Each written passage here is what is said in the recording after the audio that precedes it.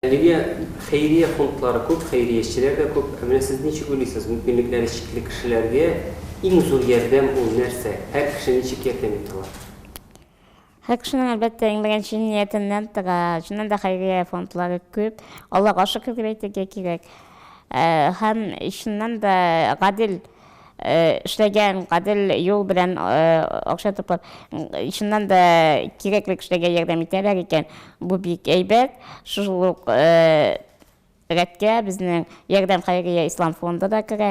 Һәм үзебезнең тәҗрибәдән чыгып, шуны әйтәсе килә, иң беренче ярдәм әлбәттә ул сүз. Кешене сүз белән коткарып та була, кешене сүз белән югытып та була дип юкка гына әйтмиләр. Шуңа күрә дә сүз иң беренче чиратта. Сүз инде яктан, сүз ул информационный яктан да булырга мөмкин, психологик яктан да булырга мөмкин. Һәм әлбәттә төрле яклап булышырга тырышырга кирәк. Менә сез ничек уйлыйсыз, сезнең өчен менә яшәргә көч бирүче төп әйбер ул нәрсә?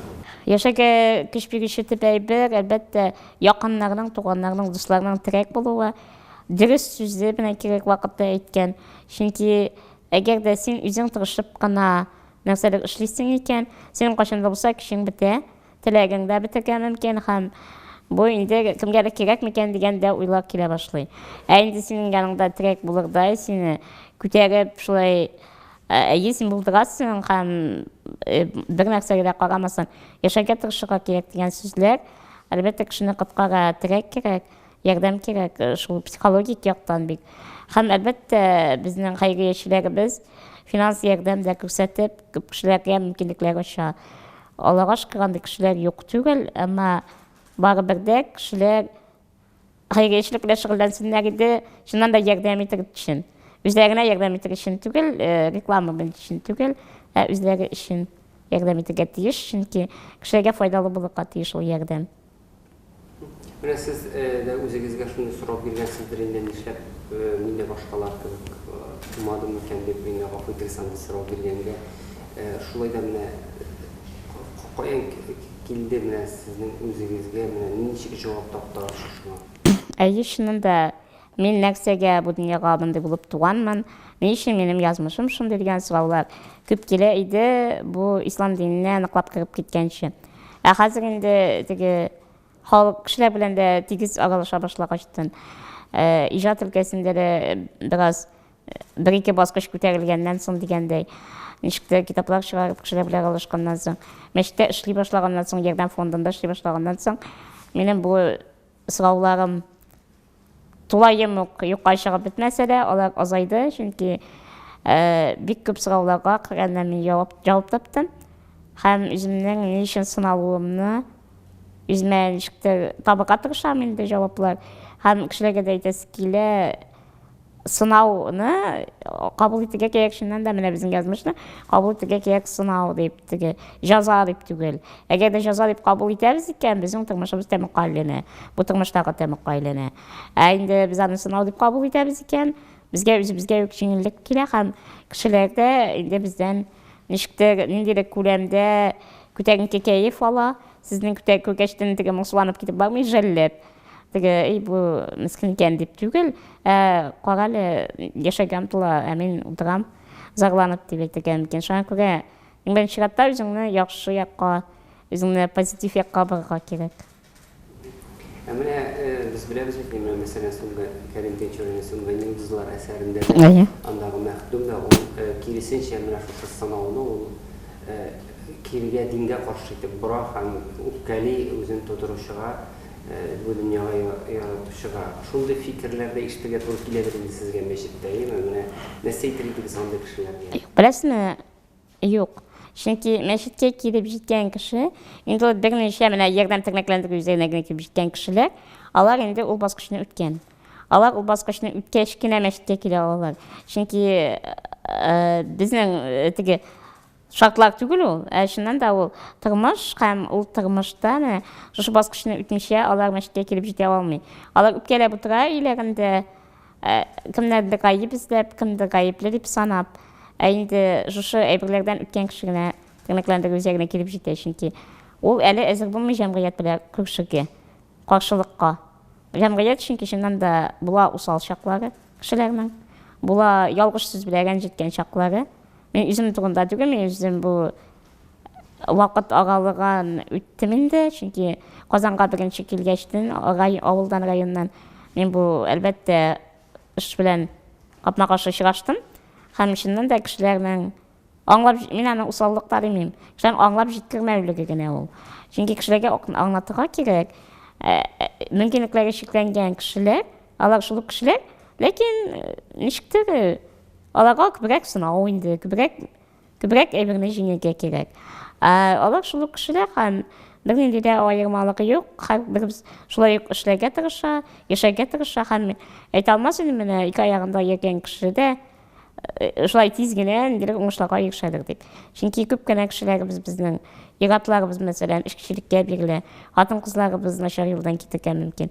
Һәм шуларны туктап калыр өчен әлбәттә нидер кирәк, дин ягыннанмы, халык ягыннанмы, эшле булырга тиеш кеше, хезмәтле булырга тиеш. Хезмәт белән үзеңне тулайым вакытыңны хезмәткә багышласаң, синең юк-бар уйларга вакытың калмый.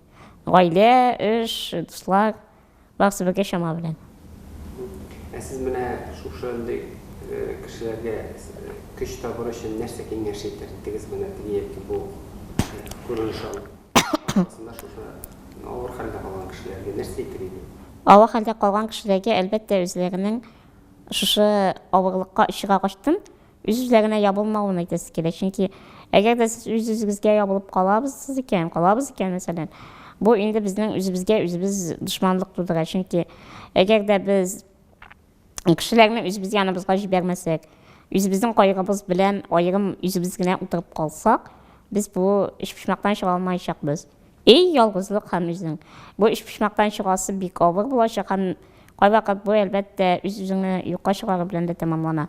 Күп кенә яшьләр дә, аларак кешеләр дә, мәсәлән, юл хәрәкәтенә чыгачтан йөри алмый башлыйлар, яисә тагын нәрсәләр куллары, аяклары, башка җирләргә һәм алар үзләренә йомылалар.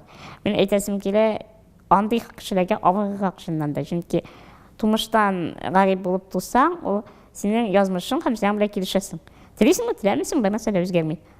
Әлбәттә, кайбер инвалидлар үзгәргә ала булышы, вакытында медицина ярдәме булса, вакытында финанслану булса, әлбәттә бераз үтенекләнеп була.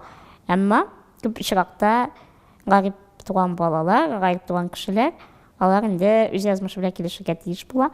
Һәм менә алардан соң авыррак, чөнки алар инде чыгу юлын эзли, bundan дәвалану юлын эзли, үзен югыту юлын эзли. Кемдер инде алдан ук янында тирәкләре булган, чын теге дөрес сүзләр белән яшәүне дәвам итәргә булышкан кешеләр, әниләр, әтиләр, туганнар, әлбәттә, якын дуслар шунлар коткарып кала. Мәсәлән, бик күп кешеләрнең авариядан соң, мәсәлән, дуслары юкка чыга.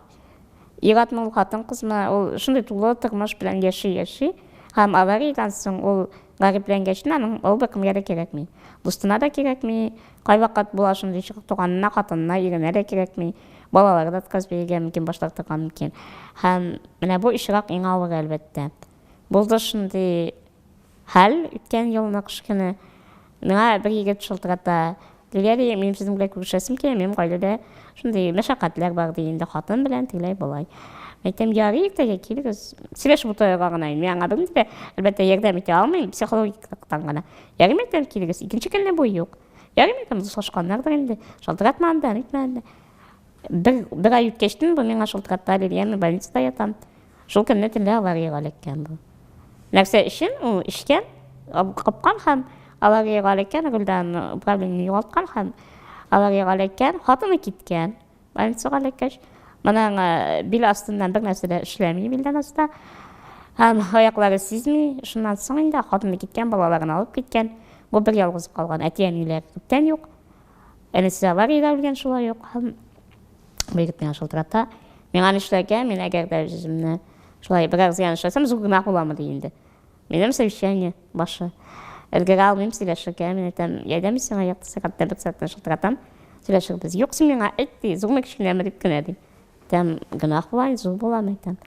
Яғи шулай әйттім дә, мәйтәм кет, мен сиңа 1 сағаттан шалтыратам, 1 сағаттан инде башка кеше ала телефонны. Караватта осоны билген. Просто пластина белән генә. Мен шаккаттым, кешене менә коткарып калу өчен күп кирәкме, чынлап та сүз кирәк, барып өлгерү кирәк, янында терәк булу кирәк. Чөнки менә янында туганы булса, аның бу эшне бәлки кылмаган булыр иде. Әлбәттә бу язмыш, дини яктан карап инде. Әлбәттә бу язмышка язган, башка нәрсәләр үзгәртеп булмый иде. Әмма ләкин янында терәк булса башка төрле. Янында терәк кирәк. Мәсәлән, сез ничек уйлыйсыз, безнең җәмгыять ничек карый мөмкинлекләре чикле булган кешеләргә? Җәмгыятьне тәрбияләргә кирәк дип саныйм мин. Мәсәлән, безнең ярдәм тернәкләндерү үзәгенә, ярдәм мәчетенә киләләр, мәктәпләрдән экскурсияларга. Һәм алар күрәләр. Бездә күрмәүчеләр дә бар, саңгыраулар да бар, телсезләр дә бар. Бөек вакытта саңгырау телсез сукырлар да бар. Һәм коляскадагы инвалидлар, култыктаяклары белән йөрүчеләр, протезда йөрүчеләр. Менә алар төрле һәм бу балалар кичкенә чактан күреп үсәләр. Күреп үсәләр, аларга аңлатмыйсың теге. Булар начар кешеләр дип аңлатасың, аларның саулыгы начаррак, сезнең ярдәм аларга кирәк дип. Һәм алар үзләрен кирәкле саныйлар. Әти-әни инстинкты барыбер эшли балаларда, һәм алар инде кешеләргә игътибарлы булалар. Мәсәлән, бар шундый хәл, мин Казанга беренче килгәчтен, ул инде ничә еллар элек, һәм мин Бауманда йөргәндә шаккатканым кешенең усаллыгына. Чөнки авылда бит инде үзеңнекеләр ул яшәшкән, ә монда килдем һәм күрәм, әниләр балалары минем янга, теге коляскадагы кешеләр янга килмәкелиләр, коляска бит кызыгау, транспорт бит инде ул. Һәм алар балалар килмәкелиләр, карамакелиләр. Һәм әти-әниләре буларны тотып алып, улым анда ярамый. Ярамый ыргынырга, ярамый тияргә, ярамый сөйләшергә. Шулай кыт кисеп, аларны юкып китәләр алып. Һәм мин бер юлы бер апага бардым, әйтәм, апа, ә сез мәйтәм ничек шулай эшлисез? Баланы мәйтәм биздерәсез, мәйтәм, бәлки ул ярдәм итәргә теләгәндер. Мен мәйтәм, әлбәттә, аның ярдәме кирәкми хәзерге вакытта. Ләкин мәйтәм, бәлки үскәч ул кешеләргә шундый мәхәммәтле булыр. Шушы ярдәменнән соң. Бер рәхмәт бит инде, шулай ук ярдәм итә балаларга үсәргә. Һәм апа миңа аңлатып бирә алмады, нишләп шулай эшләгәнен. Ул миңа бер сүзсез калды. Ана мин калдырдым да китеп бардым аны, үзенең уйлары белән. Чөнки анда инде сүз дәвам итүдән мәгънә юк иде. Дип саныйм, ләкин белмим, ул апа үзенең динечелеге сагандыр. Ләкин шундый вакытта кешедән сорап, үзен уйга калдыру минемчә шулай ук файдалы, чөнки кеше үзе дә белми нигә шулай эшли. Тәкъимнәгә бүленәләр. Менә бу көтүлеккә бүленү дөрес түгел. Балаларны тәрбияләргә кирәк. Аны интернет дигән шикелләрдә без урамга чыксак, шундый күренеш кебек күзәтелә, мәсәлән, Гарипләр юк. Инвалидлар кебек, чөнки алар урамда, бездә юк кебек. Менә сез ничек уйлыйсыз? Кешегә ничек җиткергә булыр иде, что алар бездә дә бар, әмма алар үйләреннән чыга алмыйлар икән. Җиткергә тырышабыз, тырышмыйбыз түгел, чөнки менә хәзер безнең 2 ел элек башланды. Юк, ялгышам, 2 ел элек башланды. Татарстан күләмендә Татарстан энҗеләре дигән бәйге. Иң беренче мин Казанга килүемнең сәбәбе дә шунда дип әйтә алам. Чөнки беренче мин шунда Казанга килдем, катнашырга шу бәйгедә. Бәйгедә катнашырга безнең хатын-кызларны җыялар анда, гүзәллек, матурлык сыйфатларын чагылдырырга инде.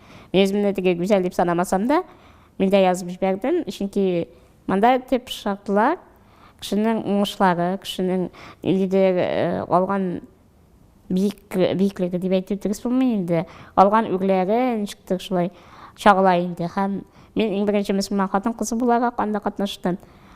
Шунда менә бу проект бар. Анда безнең хатын-кызларыбызны күтәреп чыгалар. Яшь хатын-кызларны. Ул бик зур стимул аларга. Шулай безнең менә тернәкләндерү үзәгендә Серова адресы буенча анда безнең хәзерге вакытта, мәсәлән, минем куратор стасында бара бер безгә булышык дигән проект. Анда без култыктаякларында, протезларда һәм коляскадагы йөрүчеләрне төрле яшьтәге шикләнмәгән 17 яшьтән башлана гына инде, чөнки мәктәптә укыган кадәр балалар шикләнмәгән яшь аралыгында без аларны җыябыз һәм 2 атна тернәкләндерү уздырабыз. Шушы 2 атна эчендә алар үзләрен эзләп таба, бәлки инде шигырьгә өйрәнеп китә, бәлки бераз саулыгын да тазартып китә, чөнки безнең массаж кроватлары, массажный креслолар бар инде. Аларны идә булдырып була, әмма Біздің инвалидтарның берілген пенсиясын алу мүмкіндігі жоқ. Жаңағы біз алып қойдық бірнешені, һәм шында алар келіп шұғылданылар бұшылай.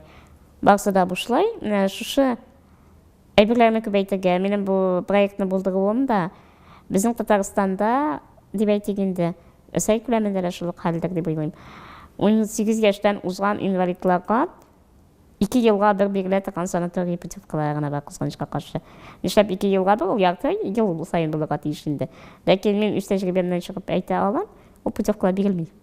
Берілмей қызғанышқа қарсы бек аз берілсе де, жаңа көре біздің инвалидлар үйде отыруға мәжбүрлер. Алар бір қоя бара алмайлар. Социальный защиталар болушыға тырышады, социаль яқлау бүліклері, әмма әлі біз шулқада көбейдік. Әлі аларның мүмкіндіктері шуға тішікленді. Үзлерінікі легенді алында машиналар табып, қоядыр бару мүмкіндігі бір 5-10% деп айта алам. Шынки жоқ енді. Һәм менә біздің тірнәклендігі үзегі ол бірден бір ешке қарамышан, милләтке қарамышан, мәчет астында эшләсә дә, біз милләтке, динге қарамышан жиябыз. Бізде менә хәзерге вакытта чуашлар да бар, руслар да бар, татарлар да бар. Хәзерге минем курсларда. Аллаға шүкір жүрген 5 кеше бик матур итеп, дус гаилә булып, хәзер яшиләр. Безнең Тулайтыракта һәм дәваланалар. Кайчан башланды һәм кайчан хәтле? 19 ноябрь көнне башланды һәм 4 декабрьгә кадәр дәвам итәчәк. Киләсесен Алла буйса март айларына дип торабыз инде. Һәм март айларында гәзләгә теләгән кешеләр була икән, миңа шалтыратып әлбәттә әйтә алалар. Телефон номерларын астына чыгарып булайм. Siz nişik uysuz mürə kişinin bəxətti ol nərsəyə qarab beylənə kişinin nişik beylənə kimdir bütün nərsəsi olsa da özün bəxətti sənarım. Bəxət üçün kerekmi, amma kim üzünən biyiklік qoyayın, planka qoya. Çünki mənim üçün bəxət ol, şuşa işimdə isənsə işləv, icatımını devam etü, tağın kitaplar шығару. Шулай ук әлбәттә бәлки тагын бер проектны гамәлгә ашыру. Мәсәлән, без хәзер төзедек Мәскәү Киров районы, Казан мэриясе белән төзеде контракт, договор. Без эшләячәкбез Паралимпия уеннарына инвалидларны әзерләячәкбез. Һәм иншалла, әгәр эш безнең барып чыкса, безгә тартылсалар яшьләр, Бunda 35 яшькә кадәр яшьлек санала инде. Казан шәһәре һәм якын тирә районнар. Мәшәләрне кабул итеп, алардан беренче әлбәттә башлангыч спортсменнар ясасак, киләчәктә инде Паралимпия уенына җибәрлек егетләр, кызлар әзерлисебез килә. Безнең залларыбыз бар, безнең укытучылар, бар безнең тренерлар. Һәм Алла бирсә, менә шу киләсе елга без ныклап шу эшкә тотыначакбыз. Алла бирсә, Теләге булган кешеләр шулай карыза бирә ала. Менә тегесе шундый акланып сөйлисез, менә үзе сәламәт булып, тырышчılıkка бирелеп, үзен таба алмыйча йөргән кешеләр турында нәрсә уйлыйсыз? Ешәчәк шахсын шундый кешеләр. Нәрсә әйтим аларга? Алла ярдәм бирсен инде беренче чиратта әлбәттә. Әгәр без үзебезне тексәк, безне таптап китәчәкләр. Шуңа күрә без булырга тиеш. Көчле, без бер-беребезне яклап, саклап яшәргә тиешбез. Һәм ялмаска кирәк, ярдәм кирәк булса, ялмаска кирәк. Синең ниндидер ярдәмең тия ала икән кешегә булышудан да ялмаска кирәк. Чөнки бик күп гарип кешеләр, мөмкинлекләре чикле кешеләр, алар мен бит инде үзем дә гарип, кемгә булыша алам дип идея утырган мөмкинлек. Әмма ялгышлык бар, әлбәттә, һәркем кемгә булыша ала. Психологик яктан, матди яктан кешене кайгыртып була. Мәсәлән, бар безнең ДЦП инвалидлар. ДЦП инвалидлар, алар күбесе йөри һәм йөри ала торган инвалидлар, алар ярдәм итә ала. Хәтта менә туганыңа, бала карашыга ярдәм итсәң дә, каядыр эшләргә кирсәң дә җиңел генә эштә. Хәзер компьютерлар белән бөтен кеше эшли. Бөтен кеше алар белән эшли белә диярлек. Белмә дә икән, өйрәтүчеләр бар, юк түгел. Һәм Үзеңне эзләп табарга кирәк, чөнки гомер ул шу бүгенге көн белә бармый. Гомер дәвам итә, без кашанда булса әтияни-ләрсез, туганнарсыз да калырга мөмкин без. Алла сакласын, һәм үзеңне шу көнгә барып әзерләргә кирәк. Үзеңне эзләп тапсаң, үзеңнең юлыңнан барсаң, сине кеше дә хөрмәт итә. Сен үзеңне яратсаң, сені де кіші ярата. Менә хәзер иң авыр үзеңне ничек эзләп табарга иң авыр. Үзеңне эзләп табу, менә син нәрсәгәдер хавас икән, син нәрсәдәндер сине кызыксындыра икән, чыннан да. Сен бу эшне эшләргә өйрәнергә тиеш. Сен үзеңә максат куярга тиеш, мен моны белергә тиеш дип. Һәм нинди дә булса яктан сиңа мөмкинлекләр ачыла. Мәсәлән, мин шигырьләр язарга башлаган вакытта, мен авылда үзем өчен генә яза идем. Һәм шулай әкрен генә мен әтиәнигә дә әйтмичә шулай матбугатка җибәрә башладым шигырьләремне.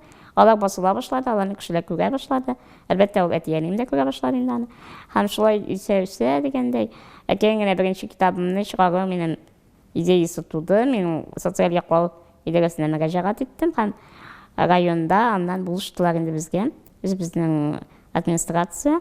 Шуннан соң инде ярый, ул бит инде бер әйберне күргәч икенче әйбер кирәк. Миңа ул йомшак тышлы брошюра иде. Ул инде шатлык инде бик зур иде әлбәттә. Һәм шулай да бераз вакыт үтте дә минем каты тышлы ничек килә башлады. Каты тышлы китап. Анда да миңа ярдәм иттеләр, Аллаһка шөкер, 500 данә тираж белән без аны чыгардык. Инде 3нче китабымда ярдәм типографиясендә зур Казанда чыкты, 1000 тираж белән. Һәм хәзер әлбәттә мин 4нче китап өстендә эшлим. Минем 5нче китапка инде идеяларым бар. Ничек дип әйтим, менә 4нче китап минем дини форматта, фәлсәфи яктанрак булачак. Инде 5нче китапны мин телим тәрҗемә белән. Мәсәлән, яртысы татарча, шул шигырьләр рус телендә. Бәлки теге хыяллар зурдан инглиз теленә бәлки күчереп булыр кем уйлаган. Бәлки төрки телдә берәр тагын өстәмә төрки телдә дип әйтү. Һәм планнар юк түгел. Шул тагын 2 китапка план, Алла теләсә, насыйп булса. Уйлыйм шулай ук аудио китаплар чыгарга. Аудио китаплар бик кирәк, чөнки безнең күрмәүче кешеләребез күп. Һәм аларга да, аларның да мәсәлән үзләренең тыңлап карыысы килә. Мәсәлән, ярый без аларга укып күрсәтәбез, әмма улар бит аларда калмый. Бу аудио китап ясасаң, уларны кайчан теле шунда кабызып тыңлый ала. Диктофоннар, ниләр белән, плеерлар белән һәм әлбәттә без хәзерге мөмкинлекләр күп, интернет, һәм югары технологиялар заманы. Шуңа күрә бу югары технологияны дөрес куллана да белергә кирәк. Мәсәлән, интернетта теге юк бар өчен генә утырып түгел, менә кирәкле әйберләр белән шөгыльләнергә кирәк. Һәм яшьләргә дә шундый киңәш бар, әгәр дә сезнең буш вакытыгыз бар икән, көнгә 1 сәгать, кирегез хәйрия группаларына, кирегез андагы кешеләр белән элемтәгә кирегез һәм әгәр дә бу мәгълүмат чын икән, әлбәттә тикшерергә кирәк, бу чынмы түгелме? Чөнки күп кенә кешеләр куллана, башка кешеләрнең фотоларын куеп та акча җыючылар бар. Шуңа күрә тикшереп, менә бу мохтаҗ кешеләрне тикшереп, сез аларга шул 1 сәгать эчендә репостлар ясап, дусларыгызга сөйләп бу кешеләр турында. Чөнки сез үзегез сөйләсәгез генә алар ышаначак. Сезгә алар дусларыгыз белә сезне, шуңа күрә ышана. Инде ят кешеләргә язудан бик мәгънә юк, чөнки дусларыңа сөйләсәң, дусларына сөйләсә, бу иң үтемле чара. Һәм кешеләргә менә хәйрия фондларының бәлки кирәге дә калмас иде.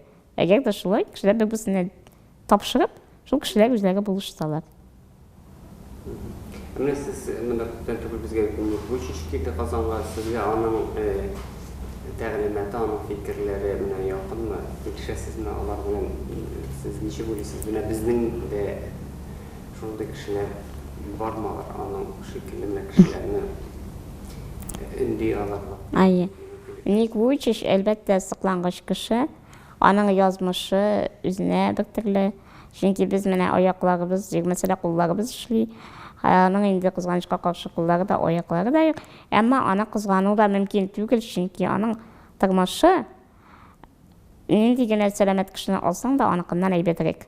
Чөнки ул беренчедән аның бик күп плюс яклары, аның теләге, аның омтылышлары зур.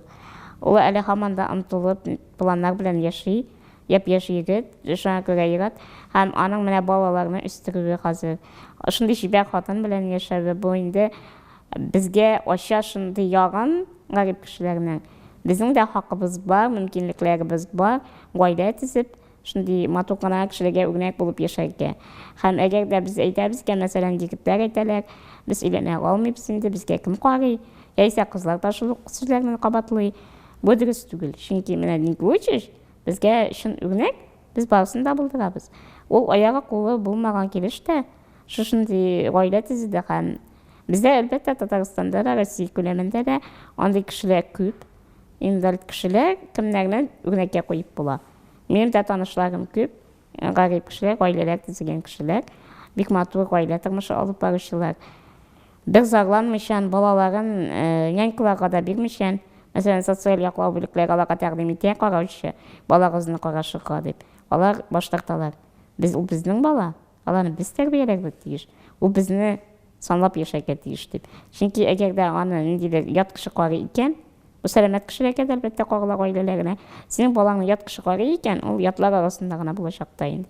Әгәр дә синең балаңны әгәр дә әлбәттә эштә булсаң карарга кирәк, инде ансыз сүз юк. Ләкин әгәр дә син балаңны карарга мөмкинлегең бар икән, үзеңнең эшләп аны ят кеше кулларына тапшырып, ят кешенең сүзен кертергә.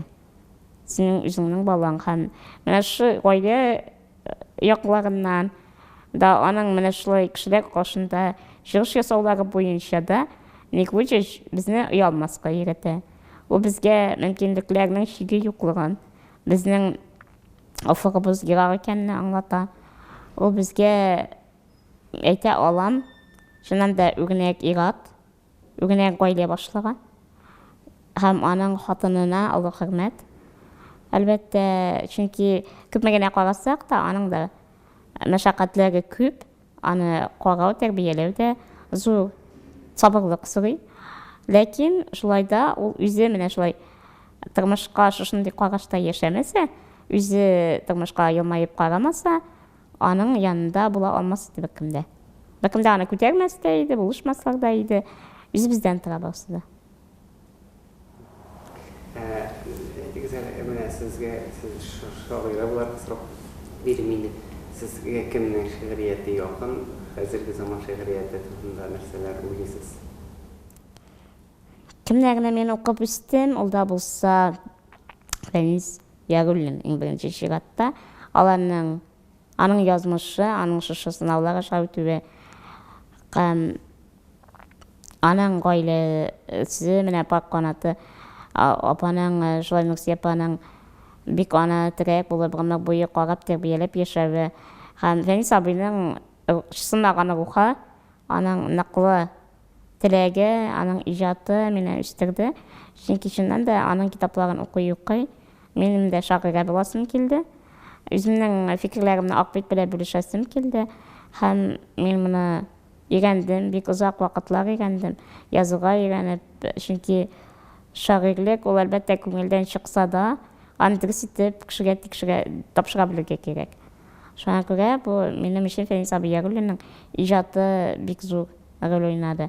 Минем Сагыйров кебек рассамда буласым килгән чакларым булды. Ул авызы белән рәсем ясый иде. Ләкин кызганычка каршы мин бу әйбердән читләштем, ялкауландым. Рәсем ясаудан ялкауландым һәм шагыйрә юлында гына калдым дигән. Һәм бу үзенчә дөрес, чөнки әгәр кеше төрле якка үзен тарта икән, ул калып та калачакка мөмкин. Һәм бер мөмкинлеген дә юкалтырга мөмкин, бөтен мөмкинлеген. Шуңа күрә син бер яктан булдыра алсаң, шушы юлдан да барырга кирәк дип саныйм, чөнки үзеңне вакларга ярамый. Синең бер җырыгызга клип төшергән яшисләр килә дигән. Шуннан чыгып әйтим, сезнең менә тормыш девизыгызны. Ни булса да түзәргә. Чөнки нигә булса да сөенечтән дә, мәсәлән, артык шатланырга да ярамый. Артык киенергә дә ярамый кайгыларга. Баста үтә торган әйберләр.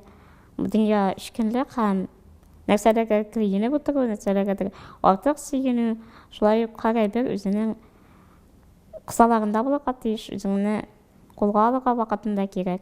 Ринас Әхмәтовның яшьләр килә дигән җырын, ул бит безнең автор-исполнитель, автор башкаручы һәм без аның белән бик ныклап иҗат итәбез. Без аның белән төрле темаларга язабыз, мәхәббәт турында да, фәлсәфи менә бу яшьләр килә, шулай язмышның авыр ягында күрсәтеп клип төшердек без. Чөнки анда безнең күргәнегезчә хатын-кыз чаңгыда шуганда егылып, мылка баганасына арттыра. Шуннан соң ире аның янәшәсендә кала, балалар үстерәләр.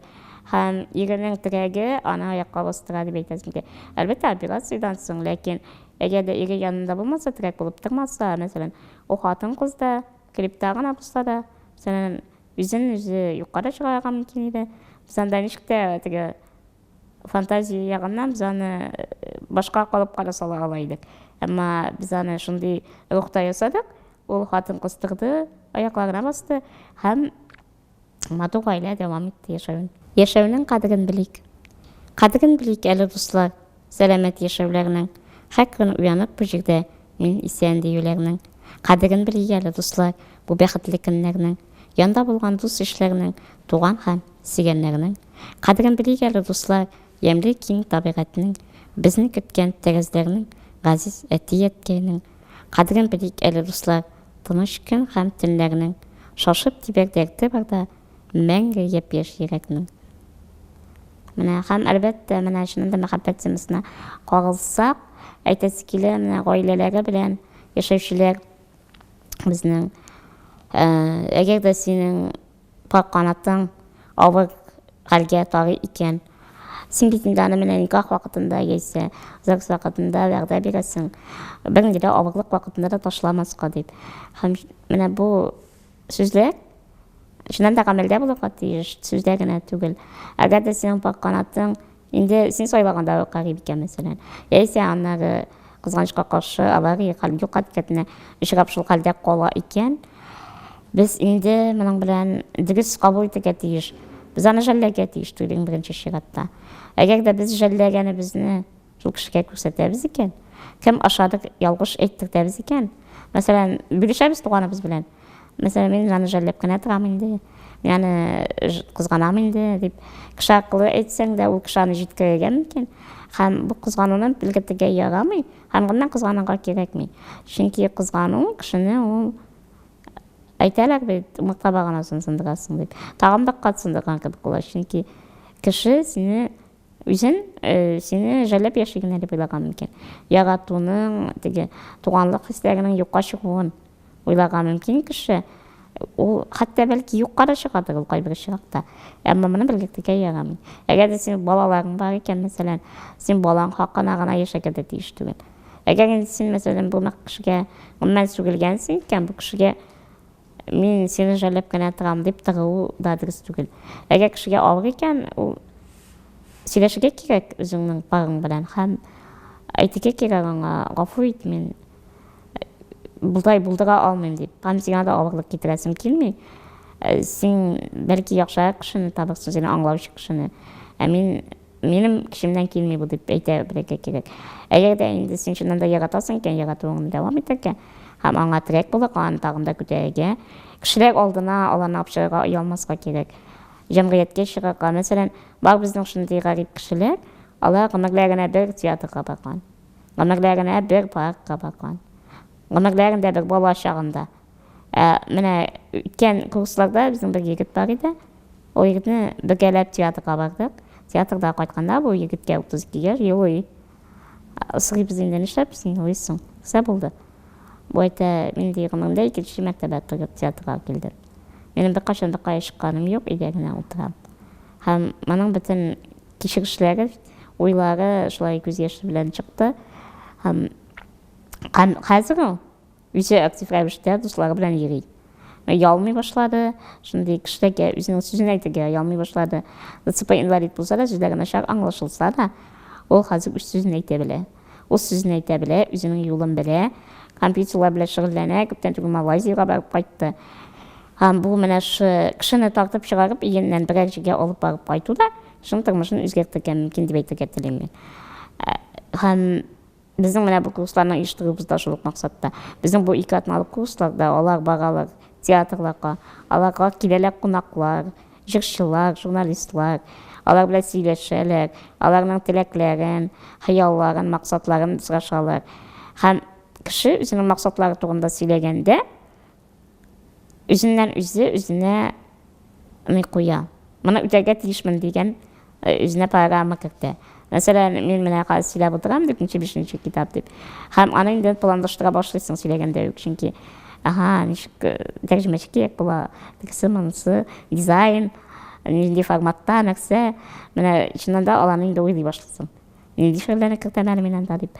Шуны фикерлей башлыйсың, һәм башка әйберләр шулай ук. Мәсәлән, планнар булырга тиеш, һәм ул планнарны чынга ашырга тырышырга кирәк. Баштырырга тырышырга. Алла теләсә, безнең барысы яхшы булачак. Безнең курста бер-беребезгә булышып яшәсәк, безнең шулай дип атала ул. Безнең барысы яхшы булачак. Сәламәт кешеләргә әйтәсе килә, кешеләргә ярдәм итәргә омтылырга кирәк, мөмкинлек булганча. Ул әйтмим, финанс яктан гына. Финанс як ул гомумән икенче мәсьәлә. Ансы мөһим очрак булса да, иң төп ул терәк булу, янында булу кешенең. Ул кирәкме бит каядыр алып чыгарга дигән сүз, ул әйтмисең, каядыр бик кыйммәтле урыннарга, ял йортларына, курортларга дигән сүз түгел бит ул. Ул урамга чыгып паркта йөреп керү.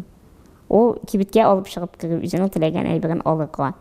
Мәсәлән, әйтеп чыгарасың чәй ал әле дип. Ул сиңа алып кайтырга мөмкин төрле чәй. Ул синең пенсияңнең акчасы җитми торганда алып кайтырга мөмкин. Алып кайтырга мөмкин бик начар сыйфатлында. Шуңа күрә кеше үзе генә белә, үзенә нәрсә кирәген. Һәм шуңа күрә кибетләргә алып чыгып йөртү дә ул инде үзенә бер ярдәм, савап та була инде дини яктан. Һәм шуңа күрә бер-беребездән оялмыйча яшәсәк иде.